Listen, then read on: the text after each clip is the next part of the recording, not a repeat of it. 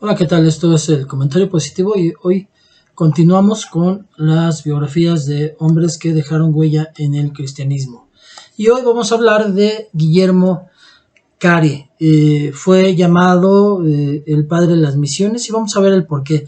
La narración o la biografía que tengo en mis manos fue escrita por Rafael Pérez o traducida. Por cientos de años los reformadores habían centrado su atención en reformar la iglesia existente y ahora Cari quería llevar la iglesia existente ya reformada a la periferia, o sea, a la calle, afuera, que es a donde debe de ir la iglesia. Bueno, pues vamos a iniciar con la introducción. Guillermo Cari es uno de los personajes mayor documentados en la historia de la iglesia. Sus biografías son muchas, existen muchas biografías con distintos niveles de profundidad y se han publicado en muchos idiomas. Existen instituciones que aún preservan su legado, su correspondencia ha sido preservada y está disponible para consulta. El hecho mismo de que tuviera una personalidad relativamente abierta facilita poner la luz en casi cualquier etapa o aspecto de su vida para tratar de estudiarlo. Siendo así, compilar los datos ya existentes o resumirlos es redundar, pero aún hay oportunidad de conocer mejor a Guillermo Cari.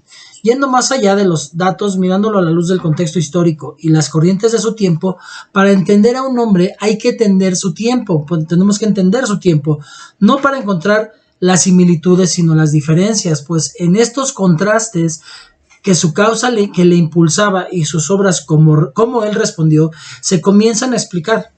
Cari se levantó en Inglaterra para llamar la atención hacia una causa que tenía sin cuidado a la generalidad de los hombres de su tiempo, la evangelización de los paganos. Hoy su intención no impresiona mucho, pero en su tiempo era un proyecto muy provocador. Por cientos de años los reformadores habían centrado su atención en reformar la iglesia ya existente. Ahora Cari quería llevar la iglesia existente ya reformada a la periferia. Es preferible que su proyecto levantara suspicacia. Es esperable que su proyecto levantara suspicacia, y no solamente suspicacia, sino abierto rechazo. Prevalecía la idea de que apelar directamente al pueblo no cristiano siempre levantaba revueltas y que la diplomacia, apelando al príncipe, podía hacer mucho más que la evangelización personal para extender el reino. La experiencia no muy lejana había casi demostrado que cualquier intento de dar testimonio entre los paganos sin contar con el magistrado terminaba o en grupos marginales sincréticos o en desórdenes. Si se añade el hecho de que intereses comerciales que operaban allí, a donde él se pretendía dirigir, veían con malos ojos la llegada de otros actores, al entender que las iniciativas de esto podían terminar afectando la estabilidad de sus empresas, como de hecho ya había ocurrido en otras partes del mundo, tenemos así la tormenta perfecta, operando aún antes de salir de puerto. Vemos que él se tuvo que enfrentar a 5 grandes barreras de su pueblo, de su tiempo. Es reconocido como el padre de las misiones modernas, no porque fue el pionero. De hecho, otros hombres de su tiempo salieron al campo primero que él, y el tema de la evangelización de los paganos era recurrente entre los creyentes, siendo tema de discusión aún en el Parlamento. Lo distinto en él fue la pasión, la iniciativa, la diligencia, la perseverancia, las prácticas que él estableció para el trabajo misionero. Pasemos primero a identificar 5 grandes barreras de su tiempo que Cari tuvo que superar y luego su persona. Veremos primero los obstáculos y luego la persona, su trasfondo, su vida familiar, su ministerio pastoral y su obra misionera. La obra de Cari parecía una obra titánica, imposible de concretar, persuadir a hombres completamente ignorantes de la ley de Dios, con la verdad del evangelio para uno a uno, para llegar a convertir a los pueblos. Esa era la mayor barrera. Pero bueno, vamos a ver sus 5 barreras. La barrera de la tradición, la primera. Los 2 tratados de paz de Westfalia, pusieron fin a las guerras de la región y el mundo tuvo cierta estabilidad durante un tiempo. Pero más que eso, estos tratados crearon una oportunidad que nunca antes se había tenido para la expansión del cristianismo, oportunidad que los reformadores magisteriales no supieron aprovechar y el ala más radical de la reforma no comenzó a explorar abiertamente hasta el tiempo de Cari. El cambio fue drástico y provocó el desmantelamiento en el catolicismo romano de las iniciativas de los jesuitas, su rama más eficiente en las misiones, y entre los protestantes una pasmosa pasividad. Al parecer, por el desuso ya no conocían otro modo de expansión que no fuera desde arriba. y Westfalia había desligado la fe del gobernante a la fe de sus súbditos. Por otro lado, por la falta de práctica al hacerlo, la obra que estaba ante sus ojos de esta nueva generación de misioneros parecía titánica, imposible de concretar, de persuadir a otros hombres completamente ignorantes de la ley de Dios con la verdad del Evangelio para uno a uno llegar a convertir los pueblos. Ya no era posible convertir usando la espada o el dominio público. Entonces, solamente quedaba el camino de la conciencia. Lo que a gran escala estaba sucediendo en el mundo se vivía en el microcosmo de la Iglesia de Inglaterra. Los disidentes eran cada vez más y cada vez menos perseguidos. Ciertamente existían trabas para quienes se apartaban de la Iglesia nacional, pero impresionaban menos. Predicadores itinerantes recorrían los pueblos persuadiendo conciencias, y la llama era avivada por ese despertar wesleyano. Si en Inglaterra se habían estado formando congregaciones de creyentes convertidos, si se estaban volviendo a bautizar después de adultos y ordenando sus propios ministros, ¿qué impedía que pudiéramos ir más allá de estas fronteras? El único impedimento estaba en superar el debate local. Después de esto, el campo estaba listo para recibir a sus obreros. El gran cambio era pasar a un enfoque en conversiones individuales y voluntarias, no colectivas y compulsivas. Quienes rechazaban la predicación abierta y personal afirmaban que era indeseable porque obligaba al converso a aislarse de su grupo. Entendían que la única manera de asegurar el fruto de una misión era el alcance a gran escala. Sin embargo, quienes estaban discutiendo el tema muy recientemente habían dado entre ellos el mismo paso al salir de la Iglesia Nacional. La idea de que era posible fue sostenida por muchos otros antes aún de que sucediera la reforma. Pero Carey fue el más enérgico en rescatar la idea de que al persuadir al hombre personalmente, ciertamente podía quedar aislado de su grupo social, pero al mismo tiempo entraría a formar parte de una nueva comunidad de iglesias locales. La premisa era que la semilla del evangelio podía producir en ella misma sobre el terreno su propio árbol, con estructura y ramificaciones. Lo que hacía falta para asegurar el fruto no era la espada o el tratado, sino el trabajo energético con el fin de producir en el campo misionero comunidades de creyentes. La segunda barrera que tenían era la barrera teológica. No solamente el descuido de los reformadores al estar enfocados en otras cosas o el perjuicio que había hacia el esfuerzo abierto sin pasar por los magistrados limitaban el avance misionero. También hacía fuerza en contra del hipercalvinismo, que era predominante allí donde la pasión por las misiones podía surgir. Frecuentemente se ignora que la primera contribución de Carey, aún antes de su famoso sermón, fue precisamente el llevar a los bautistas particulares a una posición más al centro con relación a la salvación, dando partes no solamente a la soberanía de Dios, sino también a la responsabilidad del hombre. Al respecto dice Anderson que el cambio de parecer de los particulares se debía principalmente a la influencia de tres nuevos elementos en su comunidad, a saber, Roberto Hall, padre, 1728-1791, Andrés Fuller, 1754-1815, y de quien nos estamos dirigiendo, Guillermo Carey, 1761-1834, quienes pudieron modificar paulatinamente por medio de su ejemplo, su enseñanza y su perseverancia el pesado calvinismo que contrarrestaba el avance de los particulares. El fullerismo que resultó fue un calvinismo moderado que hizo coincidir la iniciativa divina y la responsabilidad humana en la evangelización. Sin este paso previo, el proyecto de Carey hubiera sido rechazado no solamente por ser desde el punto de vista de sus opositores innecesario, sino también por ser teológicamente desviado. La tercera barrera que tuvo que enfrentar Carey, la barrera de la pasividad. Lo que generaba más abierto rechazo para las iniciativas de Carey era su entendimiento de que los medios humanos, ir al campo misionero, crear asociaciones, emprender proyectos, podían ser utilizados para el alcance de los paganos. Su enfoque no era pragmático, todo medio vale, sino funcional. Algunos medios pueden ser útiles, pero chocaba de frente con el enfoque totalmente pasivo que por el entendimiento o comodidad había logrado prevalecer entre los bautistas particulares. Entre ellos, este activismo generaba desasosiego, una actitud de incomodidad que al parecer a Carey, que el mismo Carey buscaba intencionalmente generar.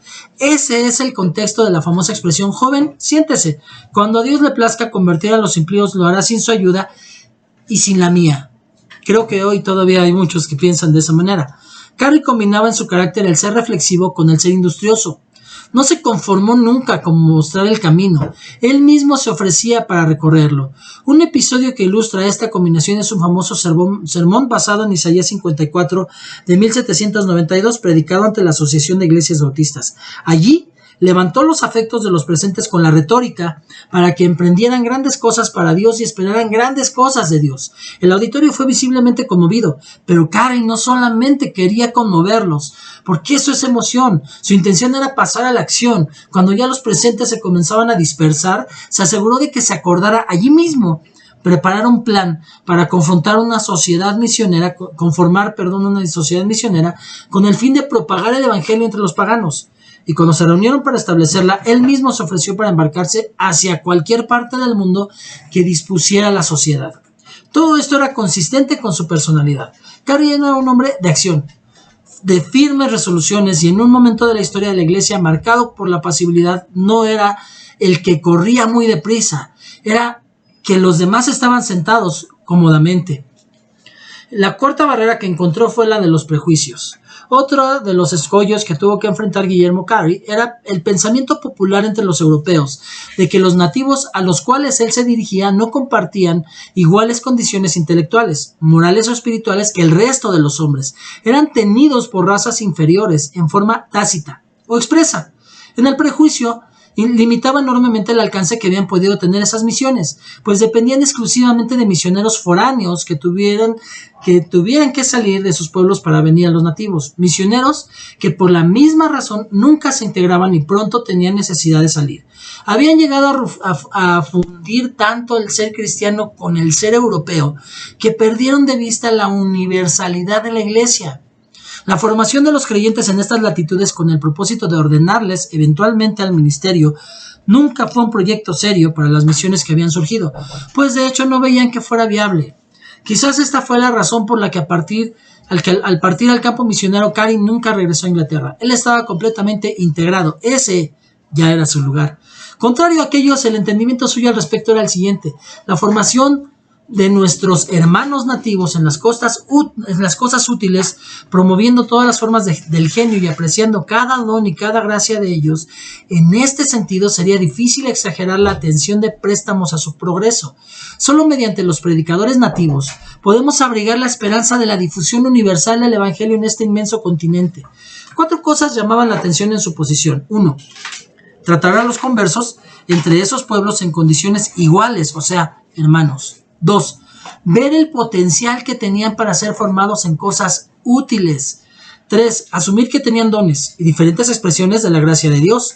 Y 4. Entenderles como instrumentales para el avance del evangelio entre ellos mismos, no solamente en un rol pasivo. Otra barrera que encontraron fue la barrera de los intereses comerciales. La East India Company, un monopolio real y el más alto poder colonial, desaprobaba la llegada de los misioneros a su territorio, a no ser que circunscribieran sus esfuerzos exclusivamente a alimentar a sus empleados no nativos, pues veían la evangelización como una amenaza a sus intereses económicos. Para entender el tamaño de esta barrera se puede partir de que en su momento esta empresa controló la mitad de todo el comercio mundial: especias, telas, té y hasta el opio. Poderosos hombres de Inglaterra tenían sus intereses puestos en esa lucrativa empresa. Primaba la búsqueda de intereses comerciales, no moral. Y siendo que estos intereses frecuentemente están encontrados, se puede entender la motivación de su posición. La iglesia temía que luego de recaudar los recursos para la misión a los misioneros se les impidiera desembarcar, y eventualmente la compañía logró impedir que los misioneros llegaran desde Inglaterra a la India. Obstáculo que fue sorteado viajando desde Inglaterra a las colonias del Nuevo Mundo y desde ahí a la India. No fue sino hasta 1813 que se permitió libremente la obra misionera en India, debido principalmente a los esfuerzos evangélicos en el Parlamento, entre ellos William Wilberforce. Ahora sí, vamos a empezar a hablar de Guillermo Carey. Guillermo Carey nació el 17 de agosto de 1761.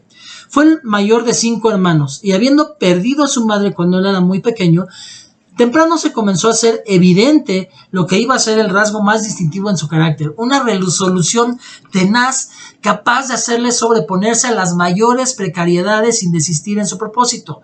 Esto no solo se infiere por la concreción de sus obras en la India, en medio de las más grandes precariedades materiales y adversidades de toda índole, sino que él mismo estaba muy consciente de haber recibido como un don. Así se lo expresó a su sobrino: si valiera la pena escribir mi biografía, te daré una regla por la que puedes juzgar si es correcta. Si me da crédito por ser perseverante, me da justicia. Algo fuera de esto sería demasiado. Puedo perseverar, puedo persistir en cualquier trabajo definido. A esto le debo todo. Al crecer, trabajó como aprendiz de zapatero. En su tiempo, este era un oficio honorable y su padre vio allí una oportunidad para él, pues cierto padecimiento, al parecer en su piel, le impedía desarrollar cualquier otro oficio al aire libre. Y al terminar su formación como aprendiz, podría establecer su propio negocio. Esto es bien importante, esa frase que dijo Guillermo Cari, yo quisiera que la guardara en su corazón. Si valiera la pena escribir mi biografía, te daré una regla por la que puedes juzgar si es correcta. Si me da crédito por ser perseverante, me da justicia. Algo fuera de eso sería demasiado. Puedo perseverar, puedo persistir en cualquier trabajo definido. A eso le debo todo. Bueno, pues vamos a continuar con su legado. La perseverancia puede ser el marco de toda su vida, desde la niñez a la juventud, y de la juventud hasta su vida adulta. Compensó con diligencia la carencia de una educación formal. Le interesó la geografía, pero al no poder viajar se refugió en los libros del viaje del capitán James Cook, y a través de ellos conoció gran parte del mundo de su tiempo. Así, pudo dimensionar la enorme tarea que la iglesia tenía por delante y había desatendido. Los libros eran costosos y comprarlos no estaba a su alcance, pero trabajando como aprendiz de zapatero encontró en el lugar un comentario del Nuevo Testamento que incluía las palabras en griego, cuyo significado él ignoraba. Pasó a anotarlas para luego trasladarse a casa de un tejedor que conocía el idioma y se las interpretaba. Así aprendió griego y eventualmente también otros idiomas, demostrando cierta facilidad para las lenguas. Favoreció mucho a su formación autodidacta cierta facilidad en su persona para estar junto a otros hombres con mayor o mejor formación que él o experiencia y tomar de ellos el conocimiento. No dependía de que otro tuviera la facilidad y la motivación para enseñar. Él mismo había aprendido a aprender. Hay hombres que necesitan ser enseñados y aún hay otros que necesitan estar en un ambiente apropiado para el aprendizaje. Cary era uno del tercer tipo, muy poco común. En cuanto al conocimiento, él, figuradamente, hacía que el agua saliera de las piedras. Creció en la iglesia anglicana, habiendo ocupado tanto su abuelo como su padre posiciones en la misma, pero en su juventud llegó a ser un disidente y comenzó a reunirse en una pequeña iglesia, proceso en el que fue influido por un compañero mientras trabajaba como zapatero. Por este tiempo, comienza su transición no solamente desde la iglesia oficial, sino también en sus posiciones sobre el significado de la iglesia local. El bautismo de creyentes en 1783 fue bautizado en las aguas. Era tiempo de un gran avivamiento, de predicadores itinerantes, de mucha efervescencia. Lo que sucedió con su formación teológica fue lo mismo que sucedió con su formación académica. No vino en forma ordenada, ni en una sola fuente, sino que formó su sistema de creencias persuadiéndose él mismo, diligentemente por contacto con otros creyentes y directamente desde las Sagradas Escrituras. Tarea en la que le fue de utilidad el conocimiento de los idiomas. Esto, que aparentemente debió constituir una debilidad en su futuro ministerio, demostró ser la providencia del Señor, pues le permitió eventualmente estar más atento a las carencias de las posiciones teológicas prevalecientes. No se sentía comprometido a decantarse a una o a la otra sin más, como quienes son expuestos a una sola escuela de pensamiento, sino que consideraba cada cosa a la luz de las Escrituras, y allí, donde veía la inconsistencia, se apartaba. Lo que otros hombres de su generación aceptaban sin más, Cary se sentía obligado a confirmar con sus propios medios antes de recibirlo. Esta predisposición intelectual posiblemente le permitió identificar las limitaciones que el hipercalvinismo había creado para el avance de la misión. Su ministerio pastoral. Su ministerio pastoral en Inglaterra fue relativamente corto, 4 años, y al parecer no se sentía completamente en su elemento, sino que seguía buscando cuál era realmente su llamado, y cuando encontró su llamado en las misiones respondió con una resolución para no volver a mirar atrás, a pesar de la resistencia de sus feligreses que se negaban a dejar ir a su querido pastor. Según ellos, a pesar de estar de acuerdo con él, no nos parece bien que nos deje aquel a quien amamos para que más que a nuestra propia alma. No hay evidencia de que sintiera un llamado del Señor a este ministerio. Era más bien un hermano con dones que se encontró atendiendo una necesidad de forma coyuntural. Fue recibido como miembro y predicador en la iglesia bautista de Olney en 1785. Olney, ordenado al ministerio pastoral en la iglesia bautista de Harvey Lane en 1789 y en 1793 renunció para ir a las misiones. La manera expedita en que sucedió todo esto debe ser atribuida más a la clara conciencia de un llamado, algo que al parecer nunca llegó a ser un ministerio, que a la insensatez. Su iglesia local se negaba a dejarle ir, pero Carey no se detenía. Su esposa se negaba a acompañarle, pero eso tampoco podía detenerle. La transición sucedió en pocos meses. En 1792 publicó su librito Una investigación con respecto a la obligación de los cristianos en usar medios para la conversión de los paganos. Meses después, predica su sermón sobre Isaías 54.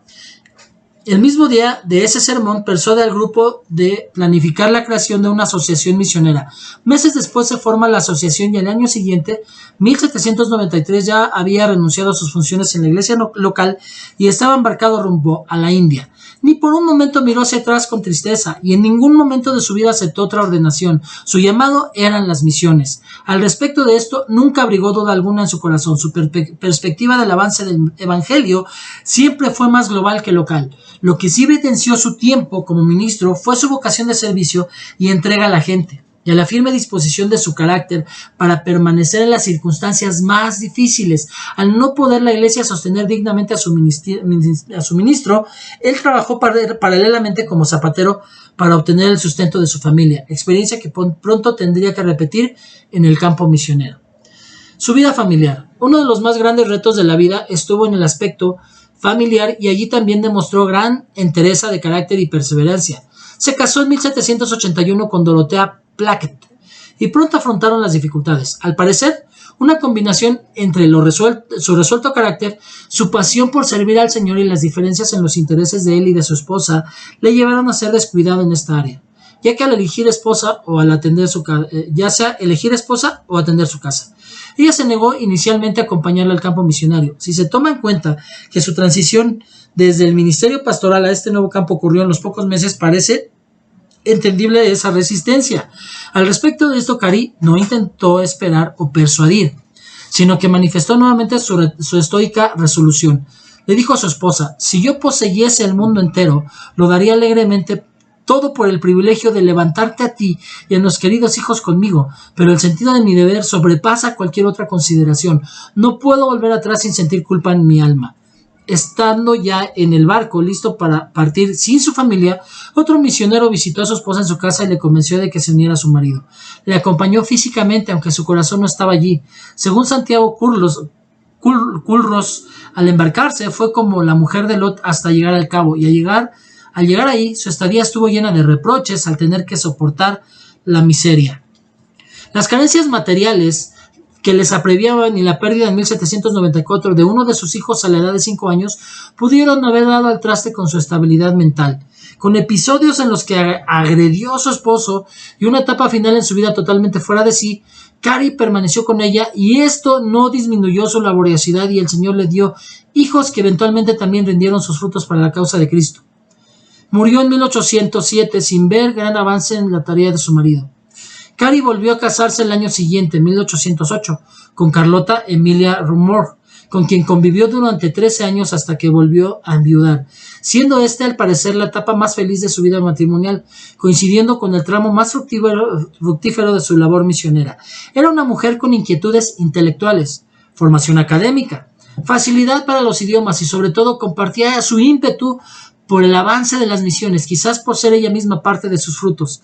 Al enviudar, nuevamente, en la última etapa de su vida se volvió a casar en 1822, esta vez con la señora Hughes, también viuda, quien permaneció junto a él hasta el final de sus días.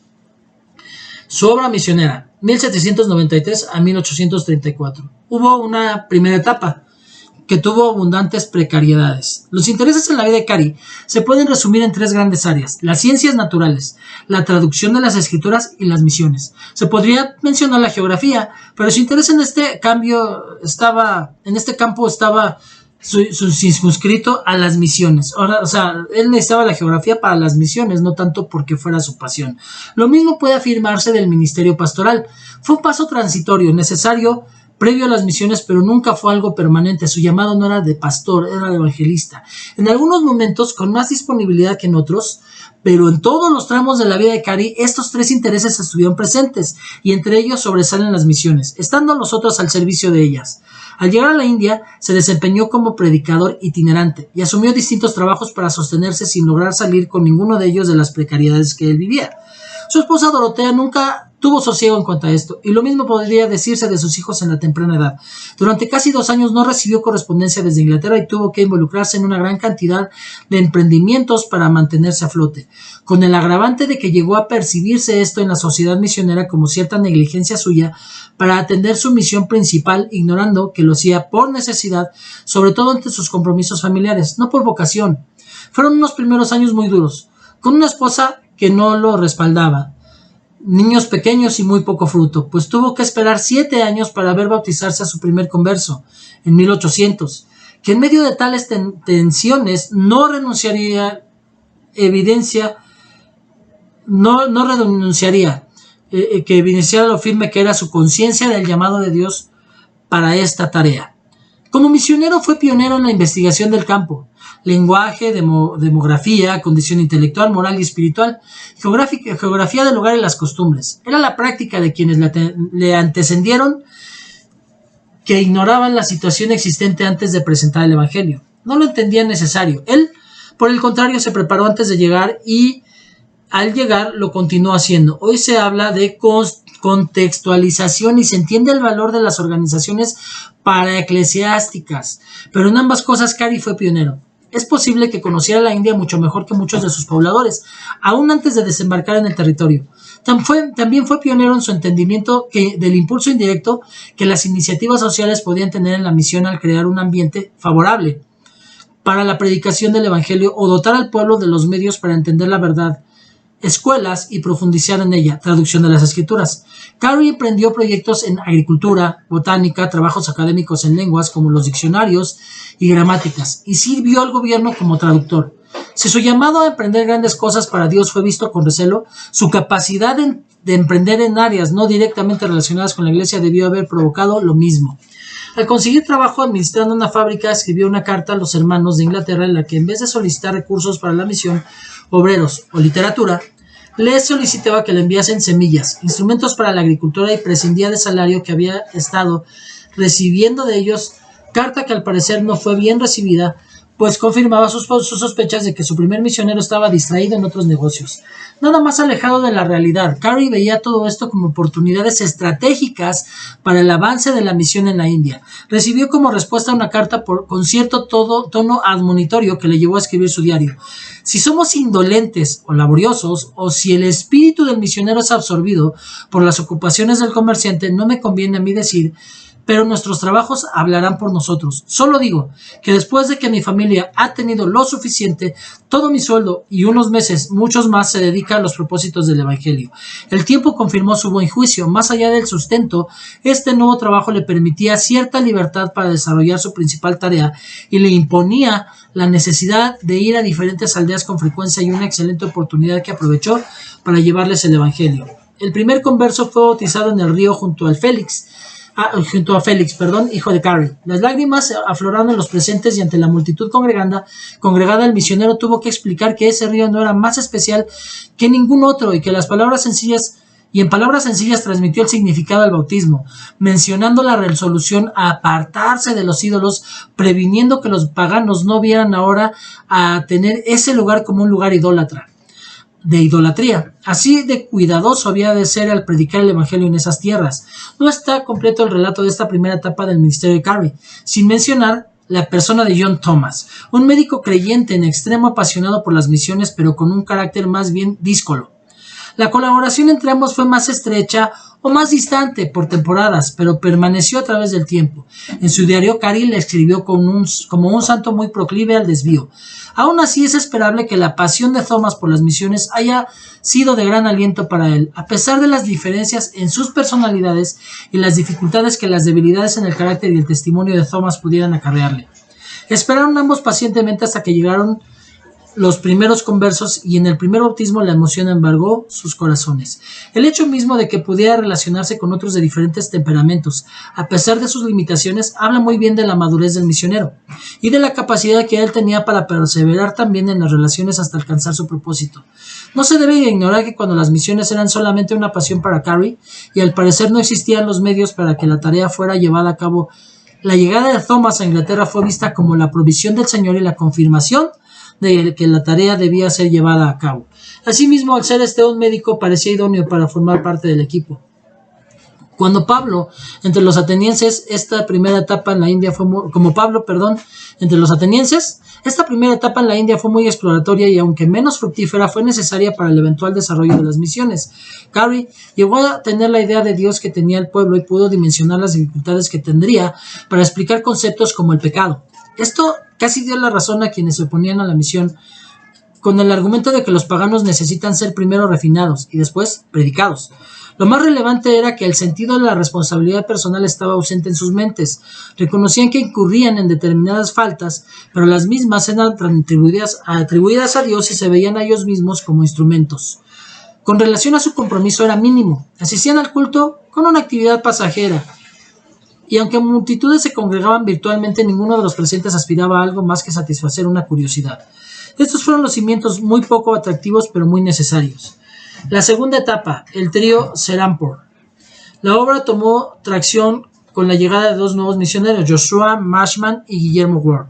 Junto a Carey, formaron el que llegó a conocerse como el trío de Serampore, nombre de la ciudad en la que tuvieron su base de operaciones. La comunión entre ellos y la unidad del propósito entre las misiones fue fuerte y constante. Resolvieron tener todas las cosas en común, no solamente las aportaciones que pudieran recibir como misioneros, sino también el fruto de cualquier otro trabajo que pudieran desempeñar, intención que fue bendecida por el Señor permitiéndoles generar de forma autóctona los recursos necesarios para el desarrollo de la misión. Solamente apelaron a la ayuda foránea en momentos de crisis, prevaleciendo siempre la idea de que el misionero tendría que buscar su propio sustento, que fue parte de la filosofía de Carey.